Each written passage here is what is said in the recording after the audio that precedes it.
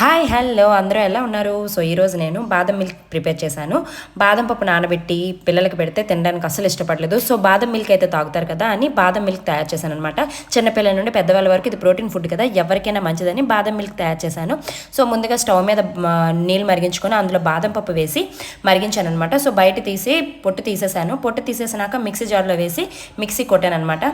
So mixie కొట్టేలోపు ఈలోపు stove మీద ఏమో 1/2 లీటర్ ప్యాకెట్ పాలేమో మరిగించాను. అవి మరిగేలోపు కొంచెం అందులో ఇలాచీ పౌడర్ వేసి బాగా మళ్ళీ పేస్ట్ చేశాను అనమాట. సో ఈలోపు బాగా పాలు మరగాలి, బాగా పొంగొచ్చినంత వరకు బాగా మరిగించి మనం పొంగొచ్చినాక ఇదిగోండి స్పూన్తో ఇలా గరిటతో తిప్పాలన్నమాట. సో ఇలా బాగా మరిగినాక చాలాసేపు మరగాలి, మరిగితే చాలా మంచిది. సో మరిగినాక ఇదిగోండి ఈ పేస్ట్ అందులో వేసేయాలన్నమాట. సో ఈ పేస్ట్ వేసినాక వెంటనే అందులో మనం ఎంత తీపి తింటామో అంత తగ్గట్టు దానికి షుగర్ యాడ్ చేసుకోవాలన్నమాట. షుగర్ యాడ్ చేసుకున్నాక బాగా మళ్ళీ కలపాలి, బాగా మరగాలి. చాలామంది కలర్ కోసం కుంకుమ పువ్వు వేసుకుంటారు, ఇది పిల్లలు తాగుతారు కాబట్టి నేనైతే కుంకుమ పువ్వు వేయలేదు.